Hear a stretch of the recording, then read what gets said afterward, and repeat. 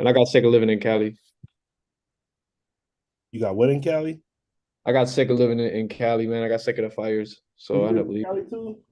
Yeah, I was out there for like 8 years, What and years? I got sick of living in Cali. Ain't that many fires out here. You got what in Yeah, Cali? I I got was in Redding, which is okay. like super far north. I live in San Diego.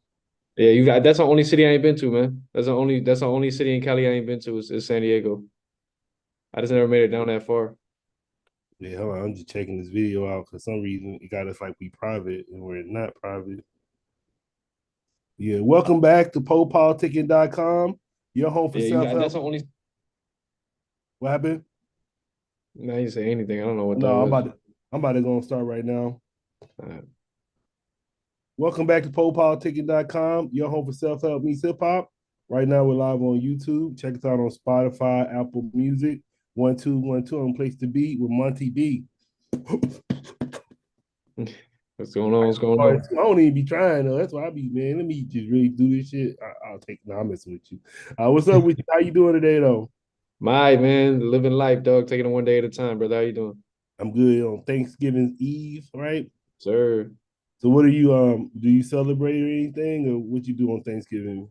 Man, I ain't gonna do anything. I got stuff to do. My wife's gonna be busy, so all my family doesn't live down where I live at now. So yeah, it's probably gonna be a quiet Thanksgiving over here. But I like that, man. Turkey's a pain in the ass to cook. So Yeah, I would say what do you eat? Because I will I think we just doing turkey wing. We ain't doing turkey. But what do you eat? Do you eat anything or you just a normal day? normally it's a normal day, man. But the last time I did Thanksgiving was probably like 3, 4 years ago. I cooked a whole turkey for no reason for like 3 people. And I was eating turkey for like 3 weeks. So it was a bit much. But yeah, man, just regular stuff, turkey, mashed potatoes, gravy, cranberry sauce, probably some sweet potato pie or something. I don't know. Okay. All right. So I was saying you got a new EP you want to talk about today, New Vision EP with Neff you came out with.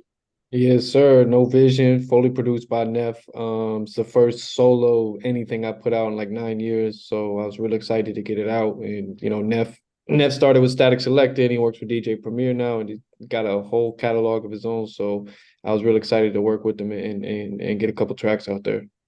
Okay. So I guess take us back to your beginning. Like, how did you even get involved with hip hop? What got you into the game? Man, I feel like the first actual hip hop song I can remember hearing was probably one by the Fugees, but I didn't know it was hip hop, so I didn't really get like interested in hip hop until like listening to like DMX, Eminem. I remember being in Alabama when Nelly came out and when 50 Cent dropped, and even in Alabama that was like a big deal. So I was always intrigued by it, but I didn't really get into rapping or doing any kind of rhymes myself on a microphone until like 16, 17. I used to write from like 12, 13, 14, but there was this kid in our school who was kind of a different kind of guy, and one of my boys kind of talked me into doing a diss track on him for whatever reason, and I didn't really want to keep rapping after that, but a lot of people around me kept pushing me. They thought that I was actually pretty nice outside of just something like that. So So, I would say, what part of Alabama were you in? I live down in Tuscaloosa. Guess what? Or the, I said, what guess what? happened? I actually, I live in San Diego right now, but me and my wife been talking about. I'm actually thinking about moving to Tuscaloosa. It's not Let's a bad city, say man. that. It's Yeah, cool, it's too man. expensive out here. Yeah, it's a lot different in Tuscaloosa than I think a lot of other places of what like the stereotypical perception of Alabama is. But the only thing, like there's always drawbacks everywhere, but the biggest thing, man, like was just the tornadoes ripping through there. I remember every time I would go I back know. to I visit, saw that. yeah, it's like bro, the whole city be brand new every like 10 years, so that's an issue. But I was thinking, I was like, man, I'm gonna get a house with a basement. yeah, you got to, bro. It's crazy. They don't even really build them down there like that where you need them. Most people have to have like a storm shelter put in. Like they don't. A lot of houses don't come just straight up with the basement. So like you got to get like an additional storm shelter put in. But I'm making that shit for me because nah, you need it. that's the only way I'm moving down there. Ain't no other way. That's what's crazy, man. We moved out to the country out in Gordo, which is like 40 minutes outside of Tuscaloosa. Everybody's trailers. We was living in a trailer, like, and I'm just like, bro, like this is not safe. You know what I mean? It's a terrible idea just to be out here in a trailer in the middle of a tornado alley, but Hey man, you know what I mean? Survived it. I was scared to death at any time it starts storming down there though, for sure. Yeah, I'm actually from Mississippi, but like you saying, you said some cities are different. So I was thinking like, I was like, yeah, I don't think Tuscaloosa will be that bad because it is a college town. So I was like, it can't just be no straight racist because there's too many educated people coming in there. So I was like, Yeah, it's I don't know the demographics, but it feels a lot more diverse and a lot more familiar when I'm in Tuscaloosa. I mean, you still have the South, you know what I mean? Which I feel like the South low key get a bad rep because like when I lived in Northern California, like that was some hardcore racism and super and like like where? up in Shasta County. You know, Hmm. up there they have like hardcore like right-wing militant groups and you know a lot of the like white gangs, you know what I mean? Like the real hardcore ones because the prison politics in Cali are crazy, so it spills onto the streets somewhat. And like that was something I didn't expect. Where like in the South, like maybe it's just because I didn't expect it. In the South, I feel like there is a lot of that, but depending on where you're at, man, it's like everybody got to kind of live together regardless of whether or not they like each other. I think you kind of understand more where people stand. It was tough coming in as an outsider down there personally because I didn't really have nowhere to go to. You know what I'm saying? Maybe that's something that kind of drew me to hip hop.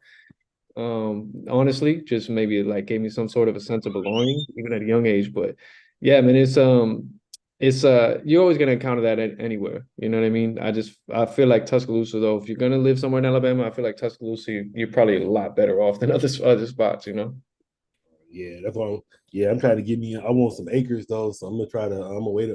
I'm actually gonna try to wait till this interest drops. Some. I ain't getting it right now. Fuck that. Bro, I feel you, man. It's like you want to get in the thing, but you want to see what I'm in the same boat, dog. I was looking at some stuff in the Carolinas, and I'm just like, man, I want to see what happens with the banks. I want to see what the interest rate is going to be first before I just start splurging on some stuff and just getting reamed. All right. Then you saying so? Who are your what MCs molded your style the most? That's a great question, man. That's a tough question because I think on a conscious level, like what I like to listen to, you know, growing up, I went through phases. You know what I mean? I like super lyrical rap. Like I liked Cannabis and the Most Defs and the Qualities and the Royce the Five Nines and things of that nature for a while. Then as I got older and maybe got a not like older, but like still in my teens and maybe had a couple different kinds of life experiences that drove me more towards music like the Locks, like Dipset, like even like the you know some of those kind of movements. But you know, then Lil Wayne ran the whole childhood. You know what I mean? Like Lil Wayne, I was slow coming around to like some of that Cash Money style of music and some of the Southern stuff and the Flockas and the Gucci's and things of that nature. But it was undeniable the influence was there. You know, so and I'm from the Great Lakes region, so I feel like some of that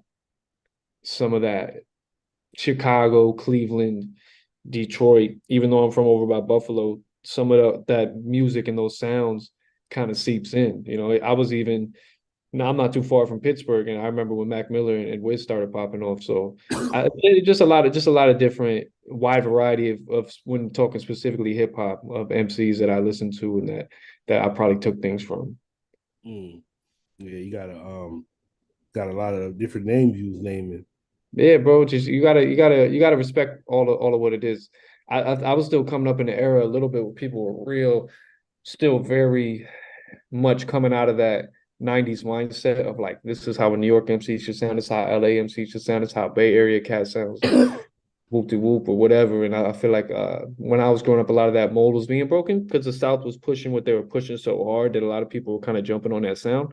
So I think it might have been an initial negative for like the purists, but it kind of helped a lot of people mold and study a lot of different sounds into their styles that kind of put out some of the cats that came around like the Kendrick Cole era. You know what I mean? Mm. I would say so. How would you describe your approach to the mic, and then what makes you unique from the billion other rappers out here? Man, you know, it's tough because I'm in a group Magic and Bird, so I've really been Magic and doing. Bird, what you know about that? Hey, bro. Hey, dog, that's a story in itself, man. But yeah, that was I was first in the group 730 boys, and then we got too old to be boys, and a bunch of stuff happened or whatever. So I got with one of the members of the group, Blunt Edwards. We made a song called Magic and Bird, and then he named the song, and I thought like, yo, this would probably be a cool group. And we figured out like a spelling, like a different kind of spelling and whatever, and we've been rocking with that. Really 2015, but 2017 is really when we launched like this is the group. But I was Mhm. doing so much of the management and so much of the behind the scenes things, so much of the booking travels and booking studio times and trying to find shows and doing all that stuff that I got out of being able to write all the time. So I'm kind of just getting back into just writing consistently at this point. Pandemic slowed everything down and it gave me a time to kind of step back and maybe focus a little bit more on what I'm doing. But I'm a type of cat, man. If I'm a writer, I like to be at my crib or kind of alone, be able to just, play the beat back, take time, kind of craft rhymes. I could freestyle and stuff. I don't mind making songs like that, but at this time, I don't know how many more chances I get to put out material that people are gonna actually listen to. So I'm trying to write something that I kind of want to get out there. What sets me apart, man? I don't know, dog. Like maybe I like when people say authenticity because it's like a cliche, but like I True. realistically I don't want to be. I work in nightlife and I've been around the music for a long time and I've been around a lot of the majors and I've been around a lot of bigger artists and stuff and I kind of try to cut through that, man. I think the internet's helped with that. A lot of people understand more back ends, business, marketing, it takes money to do this, money to do that. This person paid for that feature, whatever stuff that people were kind of blind to back in the day. And I try not to take it too serious, man. I have a lot of serious content, but you can't take yourself too seriously in this, bro. Like the end of the day, people just putting words together and putting music out there. You should be happy when people listen. And So I you just know be why honest. I say you can't take yourself too seriously because life is too short. Shit, so it's too short to Sure, be all serious all the time. She sure. only Don't get me wrong, I look like in my general demeanor, like I typically have like kind of a stone face. Like my wife always picking on me about it or people I'm around or whatever. But like cats get to know me, whatever. I'm kind of a jokey dude, man. I poke fun of myself. I poke fun of things. You gotta let a lot of things roll off, man. You can't blow up over every little thing. That's just I guess I just been trying to kind of put that in music. Like one of the records on the track is named Jonas Brothers, just because it annoys Neff, because he don't like his name, and I just thought it was funny. I was actually gonna try to name the whole project Jonas Brothers because I just thought it was hilarious to try to be put into their algorithm, but he didn't. You know what I mean? He wasn't really jocking it, but he let me rock with the one song. So I do little things like that. That I find funny, and that it just kind of like it makes it a little more lighthearted, bro. That's all it is. you know what I'm saying. What are some of the challenges you face as an artist? Uh, I mean, I'm from Jamestown, New York, bro. Like, we looked at Buffalo as like, wow, you got to move to Buffalo. Like, there's opportunity up there. Oh, you got to move to Rochester. Oh, you got to go down to Erie, Pennsylvania. Like, there's nothing where I'm from, bro. Like, nothing. Like, less than nothing. So, no infrastructure, no labels, no major musical anything, bro. Like there was nothing at all. We had, like the biggest claim to fame for the town is Lucille Ball from I Love Lucy was from there. Like it's crazy, bro. They put the National Comedy Center there. I guess they got some state funding for that or whatever. And I'm not knocking it. I'm just saying like it's just there's no way to get there. There's no direct plane routes. There's no trains. It's you're just out there, bro. You're like an hour south of Buffalo. You're between Buffalo, Pittsburgh, and Cleveland, just in the Rust Belt. So it was just tough, man. There was nobody really with a lot of knowledge. We had 10,000 Maniacs make it out of there, which was like kind of like a folk indie rock band with Natalie Merchant back in like the 90s. It had some music that if you heard it, like I heard that in a movie or this, that, or whatever, like they did their thing, but even the picking the brains wasn't really available as much. So I never had any financier, never had a label deal. We had a co-sign from Success Davis from Atlantic Records in 2011. He liked us and just nothing ever really happened with it. Um, and yeah, bro, I've always had to pay everything out of pocket. I've always had to do all the own management, had to book all my own shows, had to throw my own shows because nobody wanted to book us, had to build our own studios because there were no studios multiple times. So it was just coming from literally there's nothing where like sometimes in the larger cities people don't appreciate the fact that as bad as any neighborhood can be or as bad as any situation can be, like New York City, for example, you're a $2.75 train ride from Hope or hopping the turnstile. There's no hope where I'm from. Like there's none. It doesn't exist. Crumbling infrastructure, abandoned houses, you know what I mean? Stuff falling apart, terrible winters, high crime, high poverty, high drug addiction, high drug overdose rate, just like nothing at all. So it was just trying to craft something out of that. And I'm lucky that I've just been able to live other places in the country. Like people don't really even leave where I'm from. They don't even know how to. They ain't really no jobs to make no money to go nowhere. So um yeah, man, it was just kind of trying to figure something out of nothing. That was it. All right. And then what are some of the themes in your music you talk about? Depends, bro. Depends on the music, man. I try to I have a lot of introspective things. I'm a little older now, so there are still some street themes in some of the music, maybe that's based on allegedly some past things that maybe possibly people were around at one point. But I've been trying to like weed those out a little bit because I'm getting a little older and I'm not necessarily in that mind space all the time. Um, I got a couple of records coming out. I got a couple Spanish records coming out with some people, Spanish and English records coming out with some people I'm collabing with down here in Miami. My boy Casino. And yeah, man, I'm just trying to diversify as much music. Even when you listen to No Vision, like the first beat is more like I guess what you would consider like a Midwestern Southern kind of one. The second one is kind of more like hard boom bap. The third one is more like some laid back kind of like jazz type sample, and I'm gonna keep doing projects and keep doing music like that. I'm not trying to really be pigeonholed in any kind of specific, oh, this guy's a boom bap artist, oh, this guy's a Southern artist. Oh, this guy's oh, he on that Griselda sound because he from Western New York. Oh, he on that kind of more so that PA sound, that Western PA sound that Wiz and Mac kind of cultivated at one point. Like I'm just kind of trying to be diverse, and if I like the beat and I could write something to it, I'm gonna do it. Hmm. Now, how do you stay creative? It comes in spurts, man. I think anybody that says different is a liar.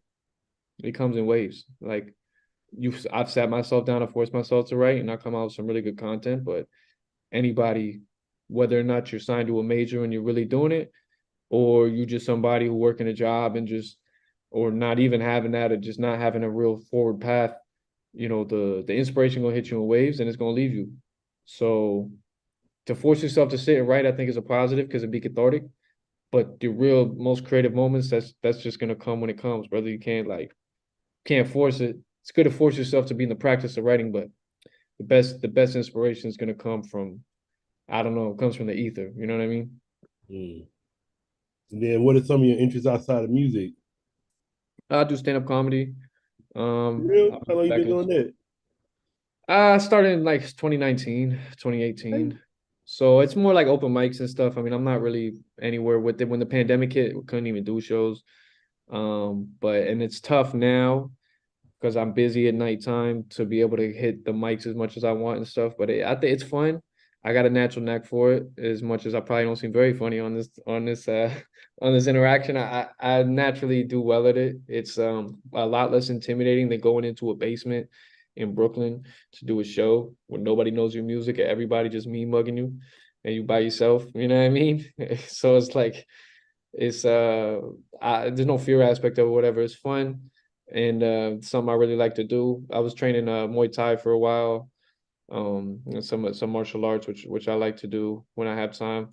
Really, man, I'm a homebody at this point, bro. I just I got family. I got a family now. I just be trying to chill, bro. Watch history documentaries, stay out the way, write some things, write some jokes. I ain't trying to get into nothing too crazy, bro. You know what I mean? And what's next for you? We'll see. I got some singles that I've got done.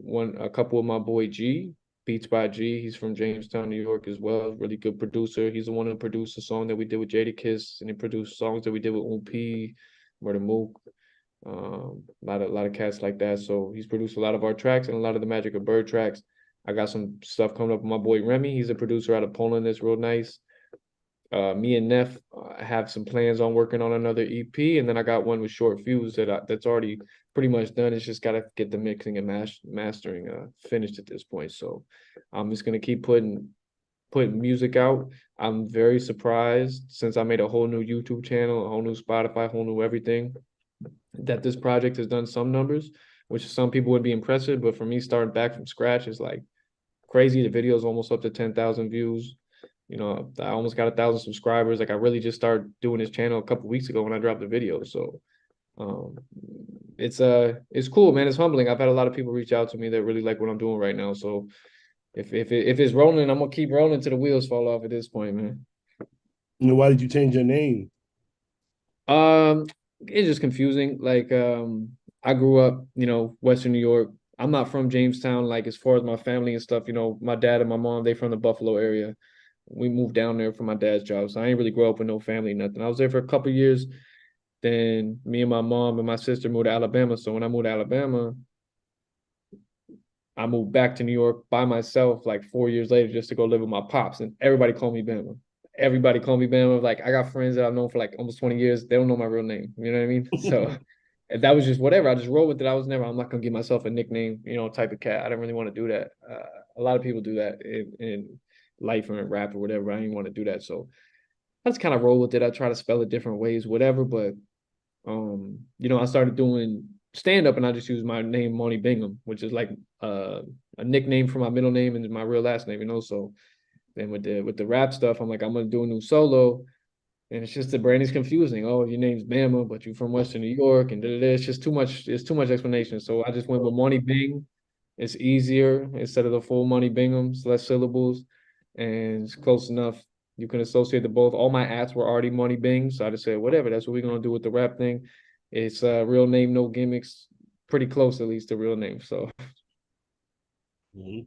Then what advice would you give to a new artist? just put out content, with the Magic and Bird stuff because the budget wasn't always right. And it's a lot of moving parts. And I live here and Bluntton lives there or whatever, and waiting on producers, this and that. It would take time. And I'm always trying to build projects and put out full projects.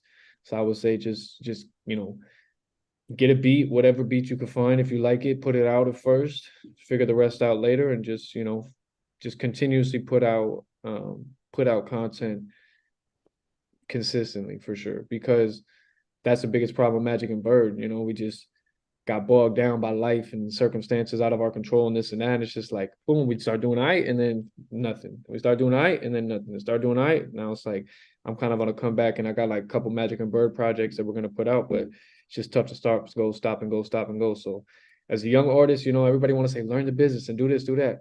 Just from the bare minimum and start, just try to put content out frequently. That's Mhm. it. Everything else you're gonna pick up as you go because you're gonna get a million different answers from a million different people on what's the best business move and this and that and ESPs and do you got Sound Exchange and do you have your BMI or ASCAP and using DistroKid or using CD Baby or using TuneCore? What are you using? Like, don't even get bogged down in all that. Start putting out content. You're gonna pick everything else up after that. Mhm. Then what would you like to say to your fans and supporters? I appreciate it. I really appreciate it. I appreciate everybody that I've known growing up and coming up that's been reaching out and showing support and all the new fans that I've gotten that I'm very like shocked, bro. Like I've been doing music for a long time and I really wasn't expecting to have any kind of success. I was just putting music out because I liked it right now. So to have some feedback and to get some views and some likes and some comments and some people hit me up in the DMs and some media posts and being able to do podcasts like yours and just people that have been working with me, I really appreciate it. And just humble, man. I'm grateful and I'm just gonna keep my head down and keep working. All right, bro. I want to say thank you for coming through politicking with me. Appreciate you, bro. Hey, anytime you want me back, brother, I'll be around. I'm gonna stay tuned. Everybody stay tuned. No doubt. You want to, what's your social media and everything? Everything for me is at Monty Bing. That's MontyBing. So that's Twitter, that's Instagram, probably Facebook if I have it. Probably I think TikTok, all that at Monty Bing. Money Bing No Vision out now, produced by Nev. Videos on YouTube. Same thing on YouTube at Money Bing. And we out, we vibing, we rocking. I think I could play a video. Let me see. When we play it, Hey, play it up, man. That's a cool video, dog. oh, yeah, that's your permission, man. I don't want you coming back talking about some. Nah, I Hey. ain't content striking you. I ain't no content striking. I hate that. Yo, people do that. See how I did that, right? Yeah, he's smart. Let me figure out how to. Hopefully, I can go on here and do it. That should be tripping. I got this new computer. Oh shit, ain't working right now. Yeah, my bad. I can't even do it right now. It's all good, bro. Everybody go check it out, man. It's a cool video. It's a cool vibe. All right, y'all. We out to the next time. You got All any right, shout outs? yo, shout out Neff. Shout out Beats by G. Shout out Blunt Edwards. Shout out Get Lit and Get Well. That's my cousin's store down in Brooklyn. Wellness store. Get Well, G3T. Uh, man, shout out everybody that supported me. And anybody that continues to support me, I appreciate y'all, man. Hey, I would say, give us a freestyle or a joke. Man, on the spot, dog. That's a tough one, bro. I don't even know if yeah, man, jokes, dog. Those are tough because they're more like topical, but like it's tough to do them outside the setting of like of a club. Uh, Freestyles. What verses do I got memorized, man? I don't know, man. It's been so long, brother. That used to be my thing too. That's hilarious you said that because that used to be my thing. I used to really like. I used to be a freestyle guy. Like I had a couple battles and stuff. Like I was like, yeah, freestyle. Like and really show up like nothing written. Like top of the dome. That was like a thing. 'Cause yo, that's a really like a skill. That's a muscle. Because if you don't use it, Lose it. I don't know I if I'm whack at this point, but I would say like it's definitely not what it was when I was 18. I'll tell you that. We're gonna get it next time then. All right, brother. I got you. I have some. I have